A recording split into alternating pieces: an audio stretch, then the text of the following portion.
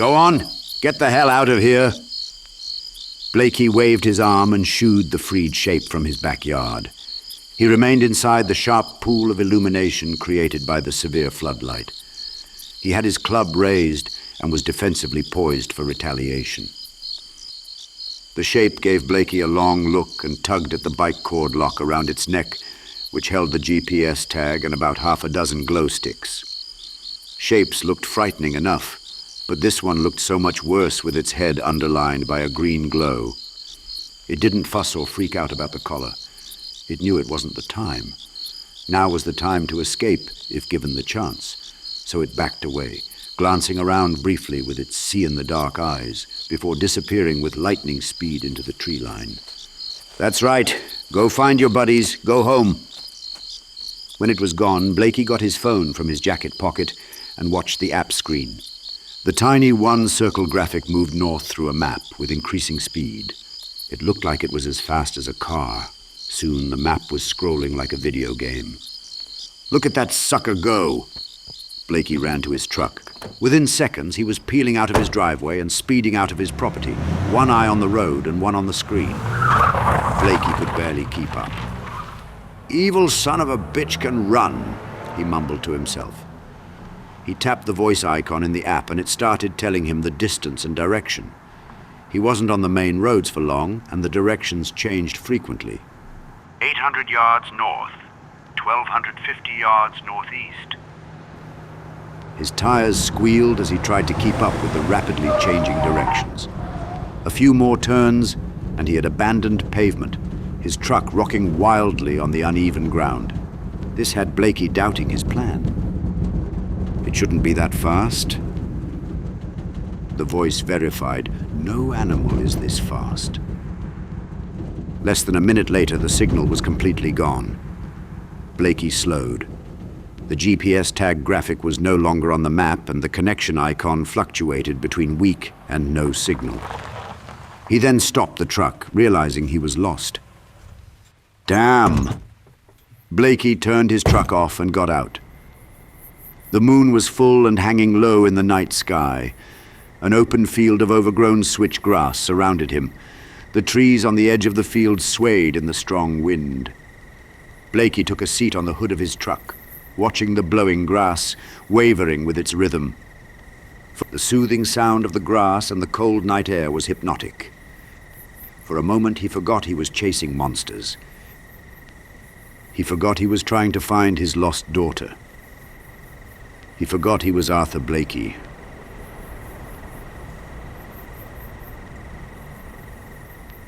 The moment was fleeting because the dormouse's French voice whispered in his head, "Chasser des monstres." The app began to announce distance again. 10 miles northwest, 9.5 miles north, 8 miles northwest, 7.2 miles north. Blakey slid off his truck and went to a rock formation at the edge of the grass field. The wind began to pick up.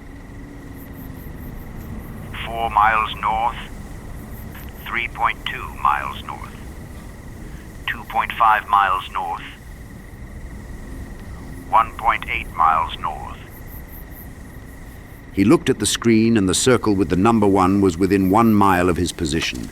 He went to his truck to retrieve the trench club. 300 yards north, 200 yards north. Blakey then saw a dim green glow in the trees on the edge of the field before it disappeared. 100 yards north. A dark silhouette poked its head above the grass. It rose, stood erect, its eyes glinting. Blakey gripped his club in frustration. "This isn't what I had in mind. Go home, you patchy bastard. Come on, let's go. That's the whole point. Show me something." Cicadas answered as if a warning. Then he realized the shape had no glowing necklace.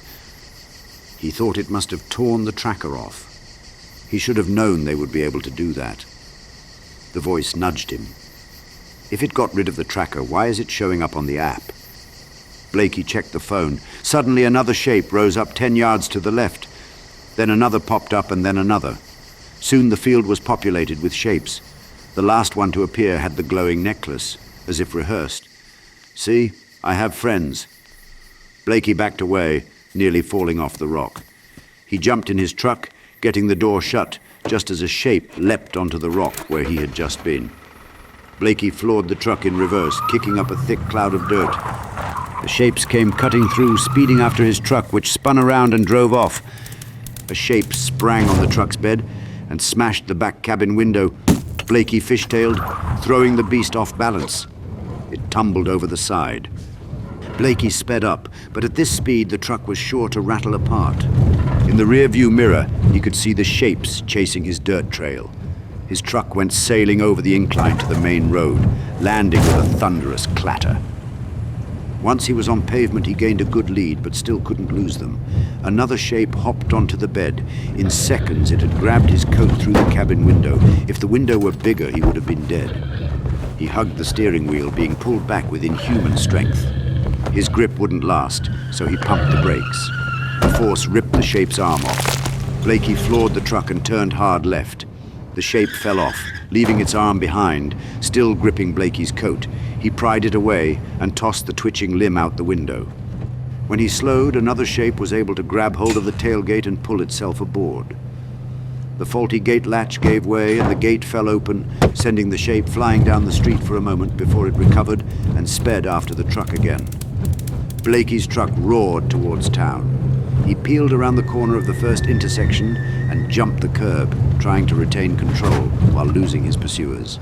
However, the shapes did not follow him into town. He looked into his rear-view mirror and saw none of them. When he checked his phone, he saw the app had crashed, so he reopened it as he headed back towards the edge of town. The app announced, 4 miles north. The next stoplight turned yellow, so Blakey slowed. There was no traffic at the four-way intersection of Wheelie Avenue and North Shore Drive. The app voice announced, 5 miles northeast. When the light turned green, Blakey moved into the intersection, accounting for a considerable dip in the middle that he knew well. Blakey was checking the app again as another car came speeding out of the night, ran the red and crashed into him full speed. Collisions sprayed glass and metal everywhere. Blakey's truck whirled like a toy spinner, landing on its side in a drainage ditch. The other car slammed into the streetlight on the far corner of the intersection. The 30-foot pole folded on top of the car with a burst of electricity. Then it was absolutely quiet.